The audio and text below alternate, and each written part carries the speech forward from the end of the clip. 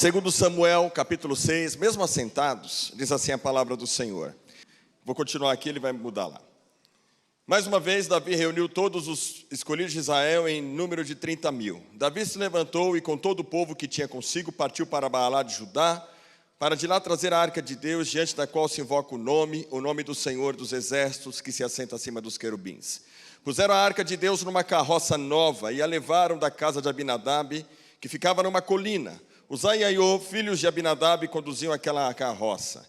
Levaram a carroça com a arca de Deus da casa de Abinadab, que ficava na colina, e Aiô ia adiante da arca. Davi e toda a casa de Israel se alegravam diante do Senhor com todo tipo de instrumento de madeira, de faia, com harpas, liras, tamborins, pandeiros e símbolos. Quando chegaram à eira de Nacon, Uzai estendeu a mão para segurar a arca de Deus, porque os bois tropeçaram. Então a ira do Senhor se acendeu contra Uzá, e Deus o feriu ali por esta irreverência. E Uzá morreu ali. Davi ficou irado, porque o Senhor havia irrompido contra Uzá, e chamou aquele lugar de Pérez Uzá até o dia de hoje. Naquele dia, Davi teve medo do Senhor e disse: como poderei levar comigo a arca do Senhor? Davi não quis levar a arca do Senhor para junto de si na cidade de Davi, mas fez com que fosse levada para a casa de Obed-edom, o geteu. Assim a arca do Senhor ficou na casa de Obed-edom, o geteu, durante 3 meses, e o Senhor o abençoou e a toda a sua casa. Amém. Pai, obrigado pela porção da tua palavra. O vaso é de barro, mas a excelência do poder é do Senhor. Fala conosco, nós te pedimos por Cristo Jesus, o teu Filho. Amém e amém. Amados irmãos e irmãs, uma tendência do cristão é se familiarizar com a presença de Deus. É uma tendência natural da vida. Quando você se casa, quando você começa a namorar, vamos lembrar disso? Você era alguém que se perfumava, penteava bem os cabelos, cuidava bem da aparência, chegava na casa da namorada, pegava uma bala house, um Trident, cuidava para não ter mau hálito, e então era todo polido. Depois você casou. E depois que você casou, você já não lembra mais de escovar os dentes?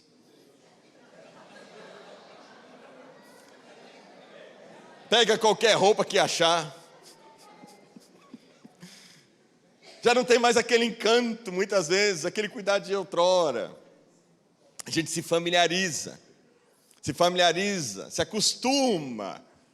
Já não é mais aquele romantismo de outrora. O texto que nós lemos aqui é um texto interessante que chama a nossa atenção para isso, com relação ao nosso relacionamento com Deus. Para a gente compreender o texto aqui mencionado, o texto relata que Davi quer levar a arca para a cidade de Davi, quer levar a arca para Jerusalém. Mas para a gente poder entender a importância dessa arca, vamos refletir um pouquinho. A arca da aliança, irmãos, ela representa a presença de Deus. Deus, quando manda fazer a arca da aliança, Ele determina que a arca seja feita de madeira acácia e que ela seja banhada a ouro, por dentro e por fora, representando a divindade e a humanidade de Cristo, né? A madeira, essa coisa que é frágil, né? Que é perecível, e o ouro, que é puro, que é durável. Então, a arca, ela foi feita segundo essas orientações. Conforme descreve lá em Êxodo capítulo 25, verso 10 a 16, ela teria que ter fundido nela argolas, para que pudessem passar varais pelas argolas, e a arca pudesse ser carregada pelos sacerdotes. A arca ficava no Santo dos Santos, lá no lugar santíssimo, a presença de Deus. Cabia aos levitas, da tribo de Levi, que não tinha herança como terra, mas o Senhor carregar a arca da aliança. Pois bem, nos tempos dos juízes, vamos avançar bastante na história. No tempo dos juízes, você lembra dos juízes? Lembra que Samuel foi um juiz? Nos tempos dos juízes, houve uma guerra entre os israelitas e os filisteus. Nesse tempo, Samuel era juiz, ele também era sacerdote. Havia ali um sacerdote que tinha que cuidar diretamente das coisas do Senhor, que era Eli, e ele tinha 2 filhos, Hofni e Finéias. Eles cuidavam das coisas do Senhor. Entretanto, esses líderes, diz a palavra de Deus, que Hofni e Finéias, filhos de Eli, desmoralizavam as coisas de Deus. Eles não tinham zelo com as coisas de Deus. Eram líderes espirituais, mas que viviam na prática do pecado, zombavam das coisas de Deus, faziam as coisas de Deus de qualquer forma. E se você tem líderes espirituais que relativizam as verdades, os princípios, tal qual vai ser o povo. O povo é o reflexo da sua liderança. Então esse povo também era um povo desmoralizado, um povo que vivia na paz do pecado. E então, irmãos, diz a palavra de Deus lá em 1 Samuel capítulo 4, que eles saem para a batalha contra os filisteus. E os filisteus prevalecem e derrotam o povo de Israel.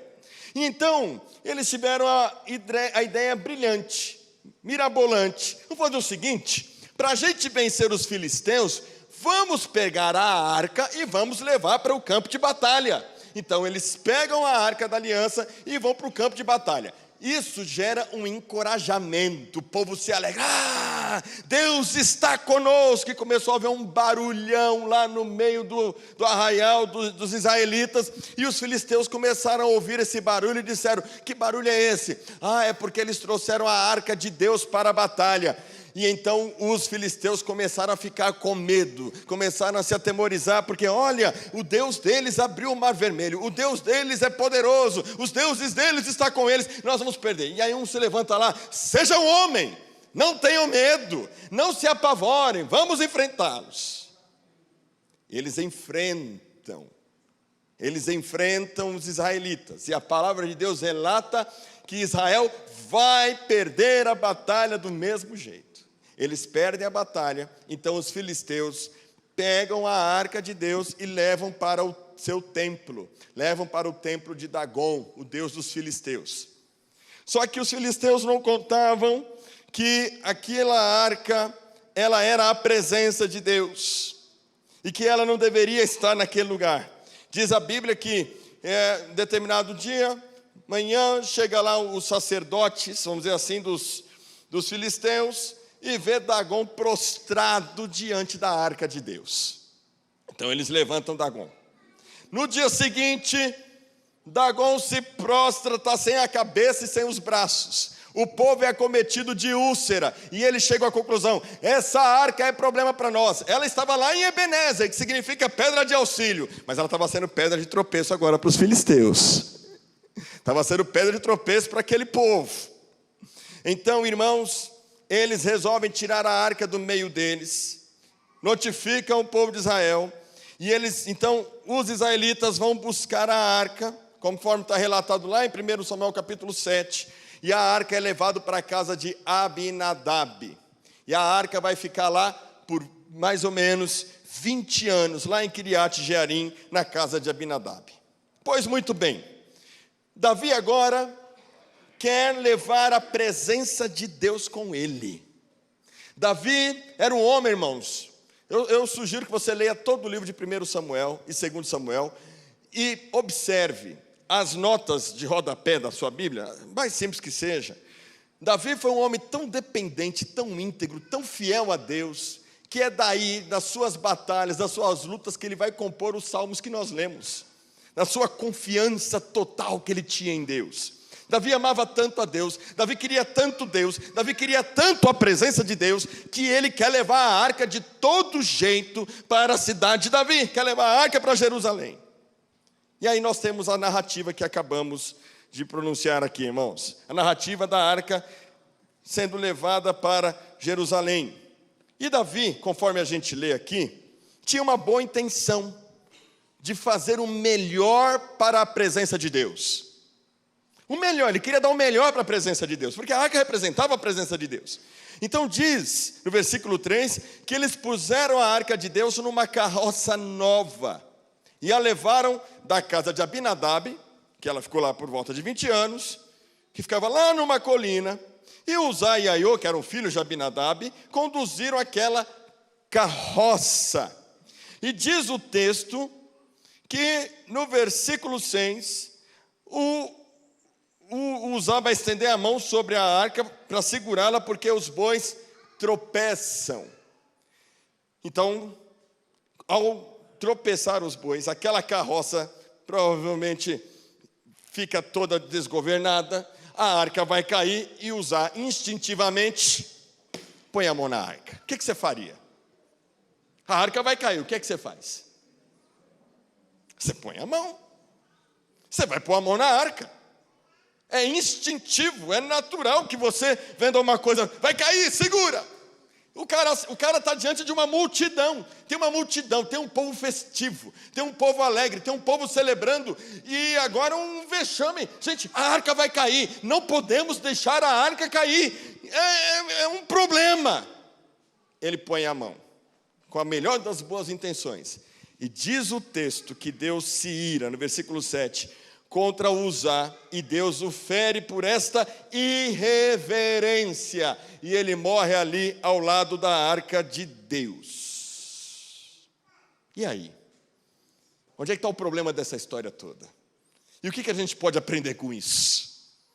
Sobre não se familiarizar, não ficar tão familiarizado com a presença de Deus. Essa mensagem eu já trouxe em 2015, entendi de Deus trazê-la novamente hoje.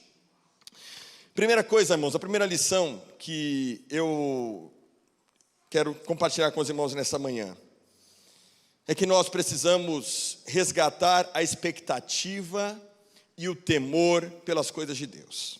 A primeira lição é essa: resgatar a expectativa e o temor pelas coisas de Deus. Versículo 6, quando Uzá chegou a Ena de Nacon, quando chegaram a Ena de Nacon, Uzá estendeu a mão para segurar a arca de Deus, porque os bois tropeçaram. Vamos pensar um pouquinho no coitado do Uzá. Uzá cresceu com a arca na casa dele, porque ele era filho de Abinadab, e a arca estava na casa de Abinadab. A arca ficou lá por volta de 20 anos. Então Uzá, todo dia, acordava e a presença de Deus estava na casa dele. Todo dia ele acordava e ele estava familiarizado com aquela arca. Todo dia ele sabia o que aquilo significava, mas ao mesmo tempo, irmãos, quando a gente fica muito tempo com algo diante de nós, a tendência é que a gente começa a perder noção de valor. A arca, onde é que a arca ficava mesmo? No Santo dos Santos. Isolada, longe da presença de todo mundo. Apenas o sumo sacerdote poderia entrar no Santo dos Santos uma vez por ano e estar diante da arca. Tamanha a representatividade que ela era, o que ela significava. Mas de repente ela está agora na casa de Abinadab e todo dia alguém está tendo contato com ela. Todo dia perde-se a noção de valor quando a gente se acostuma com algo que a gente vê todo dia. Sabe como é que é quando você começa? Isso é para tudo na vida. Quando você entra no emprego, vamos supor, você está procurando emprego, conseguiu o trabalho, primeiro dia de trabalho, você não quer dar bola fora. Você chega 10 minutos antes. Você é proativo, você quer ajudar, você quer fazer tudo. Olha, você não quer perder o emprego. Aí se você é CLT, você sabe que você está em período de experiência, leva 3 meses. Então durante 3 meses você chega 10 minutos antes. Durante 3 meses você faz tudo certinho, né? Quem tem empregado sabe como é que é, né? Depois de 6 meses já está registrado, está lá trabalhando, já conhece tudo, conhece o sistema, já sabe que chegam atrasados, já sabe que come na mesa, o chefe fala para não comer, mas todo mundo come, eu vou comer também. A gente se familiariza, se acostuma. O chefe não vai falar nada, ele não fala nada para o fulano, que vai falar para mim. Porque a gente se acostumou, porque a gente se familiarizou. Como o namoro e depois o casamento, a gente se acostuma. A gente vai se acostumando, irmãos. Quando a gente se acostuma com as coisas, a tendência é que nós as ignoremos. Crescer na igreja. A Giovana tem 15 anos, fez 15 anos. Giovana está na igreja. A gente estava vendo um vídeo no YouTube. Um culto que o pastor Bispo Hildo foi pregar, aniversário da igreja 2010. Está lá no YouTube. Bispo Hildo que gravou lá 3 minutinhos de vídeo. A Giovana era um toquinho de amarrar jegue, assim. Pequenininha, estava aqui, aí subia na cadeira, ficava lá, e André com aquele barrigão. 2010 não, acho que era mais, né? Que o Miguel estava sendo gerado. Eu cresci nessa igreja, eu estou aqui desde 1991. Os mais antigos lembram, né? Noemi, Zena, Renatão, Nini, Giba, Lídia, Disseu, a tia Conceição. Tia Conceição foi minha professora do Cordeirinhos de Jesus. Tia Conceição e tio Osmil, na época ele tinha cabelo.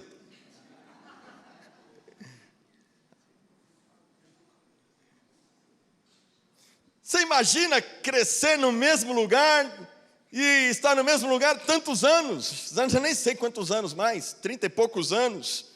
Vou fazer 40 anos de evangelho logo mais, de igreja.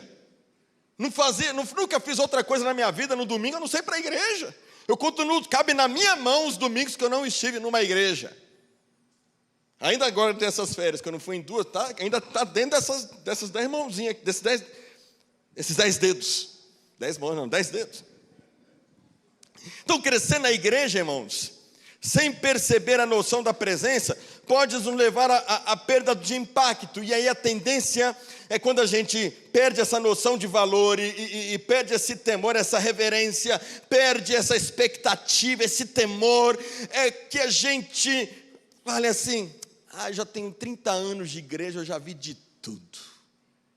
Eu já sei como é que vai começar o culto, eu já sei como é que é a liturgia, estou precisando de algo novo. E aí a gente vai buscando novas experiências. Irmãos, tal qual Hofni e Finéias. Hofni e Finéias cresceram com a arca ali também, cresceram sendo sacerdotes do Senhor, mas estavam familiarizados. E a Bíblia diz que eles morrem.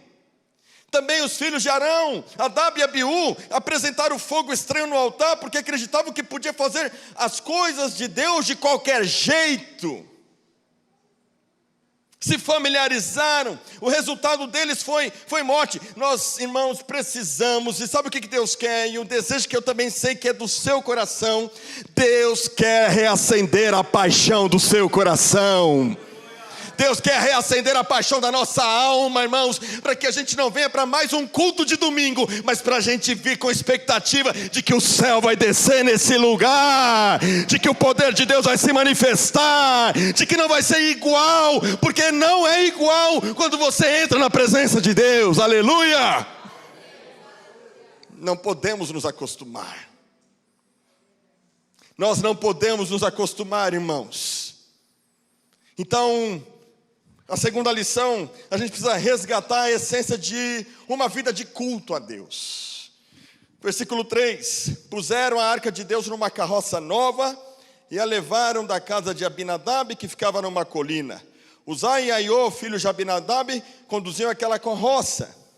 Levaram a carroça com a arca de Deus da casa de Abinadab, que ficava na colina, e Aiô ia diante da arca. Davi e toda a casa de Israel se alegravam diante do Senhor com todo tipo de instrumento de madeira de faia, com harpas, liras, tamboris, pandeiros e símbolos. O que a gente está vendo aqui, irmãos? A festa está animada. Tem harpa, tem instrumentos musicais. Está lá a mulherada lá, as mulheres, né, do Oriente Médio. Já estou ouvindo elas falar lá. E os homens pulando.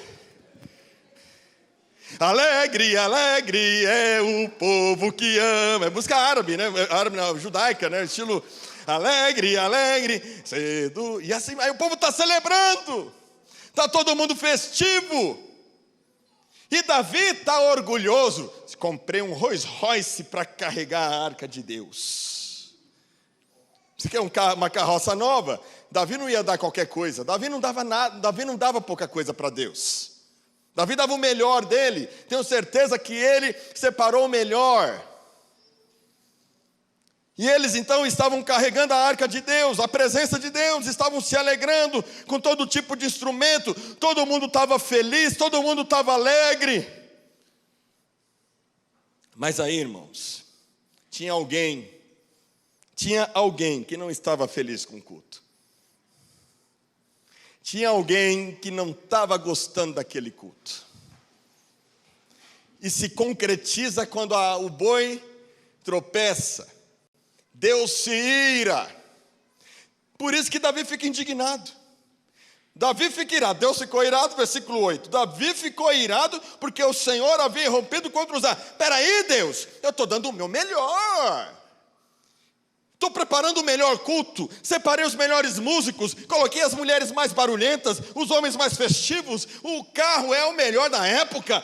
Deus, o culto está sendo bom, por que o Senhor se ira? Davi fica irado, porque Deus não faz a coisa acontecer como deveria, ele tinha uma outra expectativa. E aí a gente, irmãos, então começa a entender alguns princípios aqui, que o que Deus quer não é que você seja um crente domingueiro, um crente que pode não faltar aos cultos, pode vir o ano inteiro, domingo após domingo, ano após ano. Deus não quer rotina. Você quer saber uma coisa que acaba com relacionamento? É rotina. É rotina. Rotina detona os casamentos. Porque a gente se acostuma com todo dia ver o casal, e a gente fala, estamos casados, mas tem que quebrar a rotina, meu filho. Não pode se familiarizar com a sua mulher, não pode se familiarizar com o seu marido, porque estraga o relacionamento.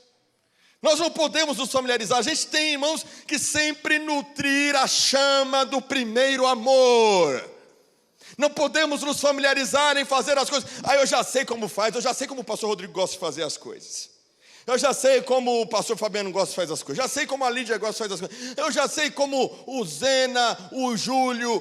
Eu já sei como que o louvor gosta de fazer. Eu já sei qual é a música, o tom de voz que toca os irmãos. Eu já sei as músicas que a igreja pega fogo. Eu já sei tudo. Eu já sei. Então a gente vai perdendo a noção de que Deus é esse totalmente outro. E a gente vai se acostumando a fazer as coisas de Deus dentro da nossa ótica, da nossa perspectiva, porque a gente perdeu a conexão, e se familiarizou, e se acostumou a ser crente, se acostumou a estar aos domingos, se acostumou a viver o culto, já sabe como é que é o culto. E a conclusão que eu chego, irmãos, é que uma vida sem culto é um culto sem vida.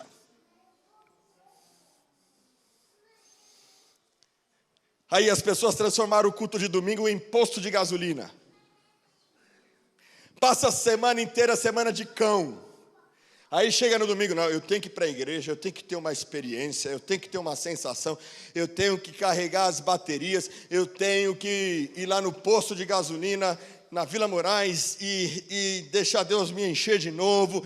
E na verdade, sabe qual é a noção correta de culto que Deus quer de nós, irmãos? Deus quer que a gente durante a semana, a gente se encha dele, que a gente transborde na segunda, na terça, na quarta, na quinta, na sexta, no sábado. E quando você chega aqui no domingo, é um transbordar do Espírito Santo, aleluia!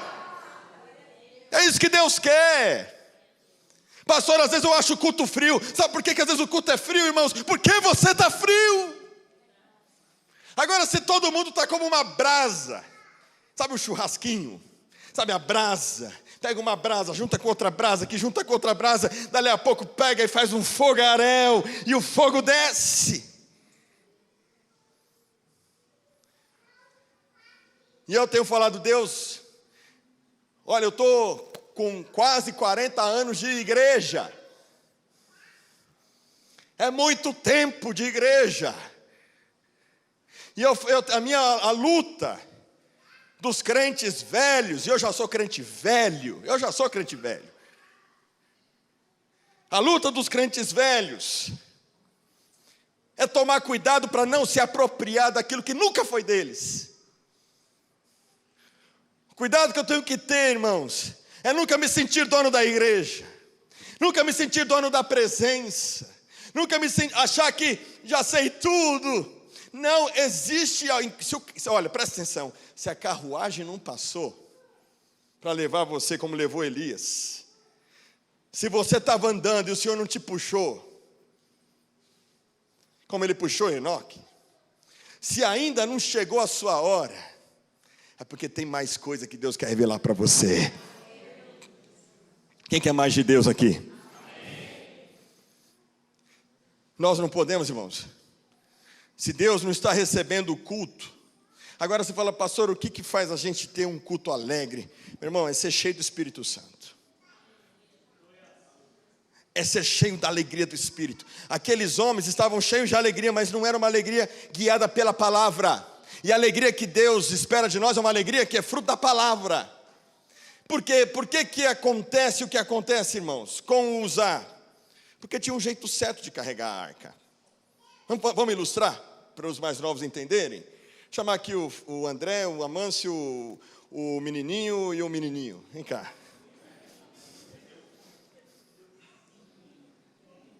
Quatro menininhos.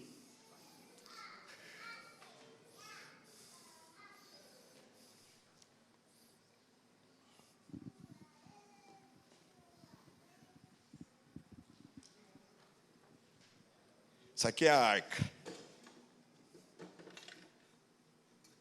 Vai. Um de um lado, outro do outro. Isso, fica lá de cá. Aí. Não, não, você segura aqui, ó. Você segura aqui, você segura aqui. Vocês são fortes. Aí. Isso. Olha os sacerdotes aí, ó. Pode andar. Tarom, tarom, tarom. Agora vira. Isso. Carregar devagar, é o mesmo compasso, vai. 1, 2. 1, 2.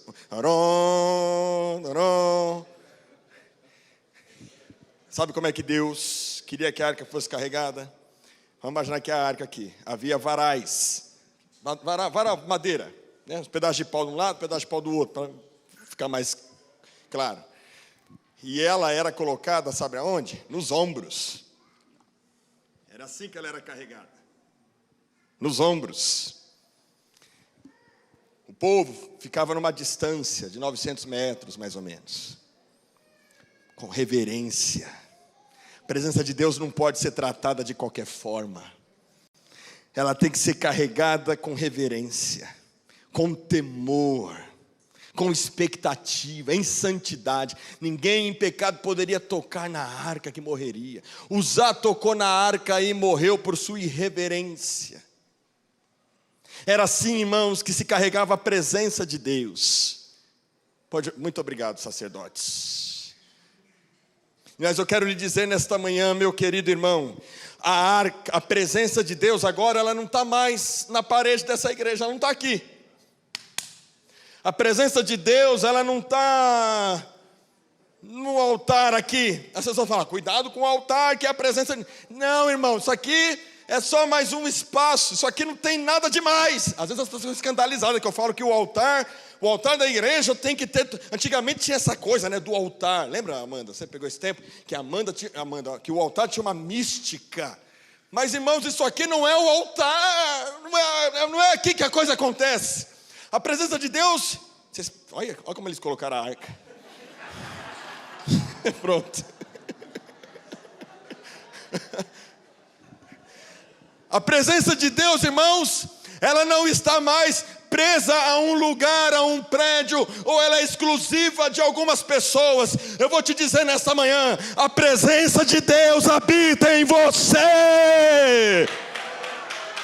Você carrega a presença. É você que carrega a presença. A presença não é mais um prédio, a presença, irmãos, são as pessoas. Nós somos templo do Espírito Santo, e nós não podemos chegar aqui no domingo de qualquer forma, não podemos viver a nossa vida na semana de qualquer jeito, porque a presença habita em nós, aleluia. Então quando você chega aqui no domingo, você chega com a presença. O problema, irmãos, é que o povo está carregando a presença de qualquer jeito, pecando a revalia, que agora com a onda da mensagem da graça, deturpada, né? A hipergraça, se perdeu o temor, já não jejua mais, já não ora mais, e a gente se acostumou a fazer as coisas de qualquer jeito, achando que a gente vai chamar a presença. Na verdade, o que Deus está falando é que a presença dele habita em você, e é você que precisa se encher do seu espírito, abandonar o pecado, abandonar a familiarização, e ter expectativa de que quando todos que carregam a presença se reúnem, a cura, transformação, libertação, perdão, arrependimento. É isso que Deus quer de nós como igreja. Excesso de espontaneidade, fala de irreverência, falta de temor, de respeito, banalização com a presença de Deus. Deixa eu ver que oração. Então eu não vou para avançar para o segundo tópico não, terceiro tópico não, mas vamos terminar aqui. E eu quero terminar nesta manhã chamando você a falar para o Senhor: Senhor, me dá um novo coração. Quantos querem ver o poder de Deus em Vila Moraes? Chegar aqui no domingo e ver o fogo descer. Deus quer limpar o vaso. Como diz a musiquinha, né, dos pentecostais: desemboca o vaso, varão, enche de azeite, enche de azeite, enche de azeite. O Senhor quer desembocar os vasos. Eu quero ver, irmãos, sinais e maravilhas de Deus nesse lugar. Quem quer? Uma irmã teve uma visão com a nossa igreja. E ela teve uma visão de um pombo que chegava, entrava.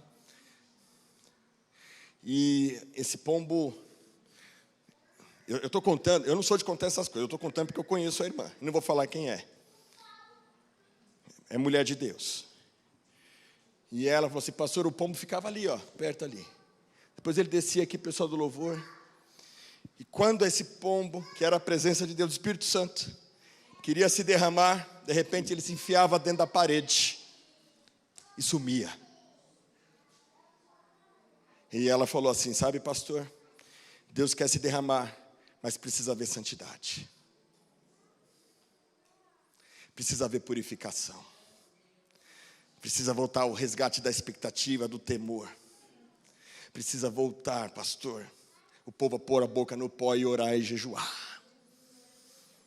O Senhor quer te renovar nessa manhã, meu irmão.